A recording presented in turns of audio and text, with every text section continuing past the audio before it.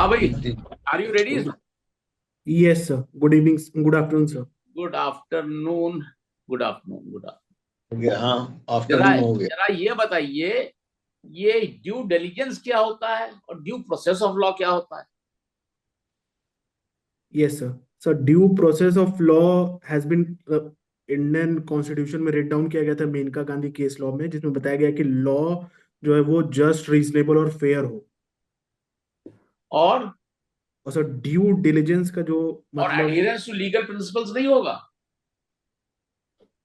Yes sir, होगा sir. अच्छा, फिर और ड्यू डिलिजेंस?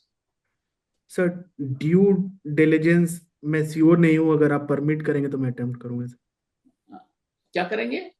अगर आप अलाउ करेंगे तो मैं अटेम्प्ट गेस करूंगा। वर्क। गेस वर्क करेंगे, चलिए परमिट कर दिया। यस सर, ड्यू डिलिजेंस का मतलब मुझे जहां तक समझ आ रहा है कि आप जो भी काम कर रहे हैं तो उसके कंसिक्वेंसेस या उसको देख के करें। नहीं नहीं, इसको देख करके क्या थोड़ी है। यू शुड टेक ड्यू के, it refers to the level of care, caution that a yes person or organization is expected to take yes in any principal transaction, पढ़िए, legal jurisprudence, transaction. Yes. Native law पढ़िए, jurisprudence पढ़िए, उसकी study करिए, तो ये अगर सारे difference अगर आपको आप मिले। एग्रीमेंट्स में जब कर रहे हैं या आप ट्रांजैक्शंस कर रहे हैं, तो आपको ये, जैसे आप लैंड का सेल होता है, उसमें डिस्ट्रिक्ट कोर्ट में आता है, ड्यू डिलिजेंस करनी पड़ती है ना, कि वो पहले से प्रॉपर्टी पे कोई चार्ज तो नहीं है, ठीक है, कोई बर्डन तो नहीं है। ये सब ड्यू डिलिजेंस में आता है। आपको you have to, the party has to take due care. Diligence means care, सीधी सीधी बात है। Yes hmm. अच्छा, अब आप सीपीसी के बारे में जरा कुछ हम लोगों को प्रकाश डालिए। ये सेक्शन 10 और 11 में क्या फर्क है? Yes sir. और क्या सर पूछे? सेक्शन 10 और सेक्शन 11 सर रेस सबजुडिस और रेस जुडिकाटा का बात करता है। Sir in section 10, res res judice, that is the stay of suit has been, in rem और इन पर्सन, दो person. it has been defined wherein it says that if a suit is already pending in a court of competent jurisdiction, then on the same cause of action, the new suit should not be instituted. Like the suit, institution of the suit is not barred, only the trial is barred. Whereas in case of section 11 res judicata, if a case has already been decided by a competent court, then then on the same cause of action, new suit should not be instituted. Should not ये B तो और can not be और could not be. Yes, it लेकिन ये cannot be instituted. आप उसमें सारे explanation जो दिए गए हैं सेक्शन 11 के, 8 एक्सप्लेनेशन दिए गए हैं, उसकी सबको तो नॉलेज होनी चाहिए। सिर्फ इतना कह देने से तो काफी नहीं होगा ना। Yes, आप sir. एक्सप्लेनेशन देखे हैं? सर नहीं। देखा है एक्सप्लेनेशन, एग्जैक्ट नंबर से अभी याद नहीं है सर। क्या लिखा है उसमें, कुछ याद है? नहीं। यस सर, इंग्रेडिएंट्स के बारे में आप बात कर रहे हैं। हम्म। यस सर, इंग्रेडिएंट्स यही है कि there has been a, like there are two suits, one which has been previously instituted and one subsequently instituted. The matter in issue in both the suits are same or substantially same. The the court in which the court in which the suit is pending is competent to grant the relief claimed in the subsequent suit. The parties are litigating under the same title, and the suit must be pending in the court in which the previous suit is pending, or in any court in India, or before the Supreme Court. So if this आपने गप मार दिया, सही किया। लेकिन ये कि explanation 1 क्या कहता है, 2 क्या कहता है, 3 क्या कहता है, 4 क्या कहता है, ये चीजें एक्सप्लेन करना होगा आपको, और इसकी स्टडी करना होगा।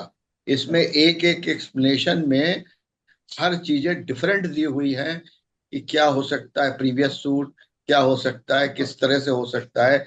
जैसे फॉर्मर सूट को भी डिफिनेशन दिया गया है, एक्सप्लेनेशन 1 में दिया हुआ है, the expression farmer suit shall denote a suit which has been decided prior to suit in question। yes, pendency की बात नहीं है, प्रायर डिसाइड हो चुका है। उसके बारे में भी कहता है। तो हर एक की मीनिंग अलग अलग।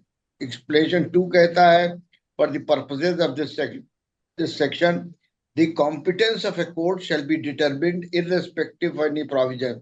कोर्ट को कॉम्पिटेंस है नहीं है, इसके बारे में इंटरप्रिटेशन पूरा दिया हुआ है, एक्सप्लेनेशन 2 में दिया हुआ है। फिर 3 में दिया है the matter above referred to former suit must have alleged by one party and the other denied or admitted expressly। मतलब हर चीज के 8 एक्सप्लेनेशन दिए हुए हैं। ये 8 को आपको मास्टरी करनी होगी, क्योंकि अक्सर इससे सेक्शन 11 पर पूछ लेते हैं कि क्या स्कोप है और कितनी सर्कमस्टांसेस हो सकती हैं। वो सारी सर्कमस्टांसेस 1 to 8 में डिफाइंड है। ये मेरी आपसे आरजू है कि आप जो है इसको अच्छी तरह से स्टडी कर लीजिएगा और सेक्शन 10 भी देख लीजिएगा। बहुत सी चीजें हैं। और उसके बाद फाइलिंग ऑफ द प्लेंट आया, कहां से आया? Yes, like a civil suit is to be instituted by filing of the plate in duplicate. Duplicate? Duplicate कहां से वर्ड ले आए? तो मतलब डुप्लीकेट कर देंगे। suit has जो to be. लिखा है वही बताइए। Suits of the civil nature can be filed under section 26 and section 9 of the Code of Civil Procedure। मतलब सही सही चीजें बताइए, डुप्लीकेट मत कर दीजिएगा, वहां जाके फिर सब काम गड़बड़ हो जाएगा। Yes, sir. बाकी और देखिए, और हमारे जस्टिस हरकौली साहब आपसे कॉन्ट्रैक्ट के बारे में और सीआरपीसी के बारे में पूछेंगे, देखिए बता। Yes, sir. अगर सिविल सूट की बात चल रही है तो उसी को आगे बढ़ाते हैं। प्लेंट फाइल हो गई, डब्ल्यूएस फाइल हो गया, उसके बाद क्या स्टेज आती है? सेटलमेंट ऑफ इश्यूज की स्टेज आती है ना?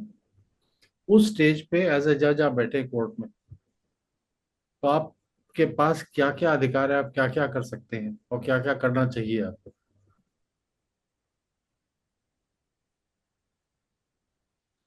सब प्लेंट और रिटन स्टेटमेंट फाइल होने के बाद जी, इश्यूज के सेटलमेंट की स्टेज है, आपके कोर्ट में हियरिंग लगी है, क्या क्या करना चाहिए आपको?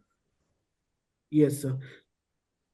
Sir, there is section 89 also which talks about if it appears to the judge that there are elements of settlement which may be acceptable to both the parties, then the judge can frame the terms of the agreement and refer it to the parties for their views, and after receiving the views the judge can alter the.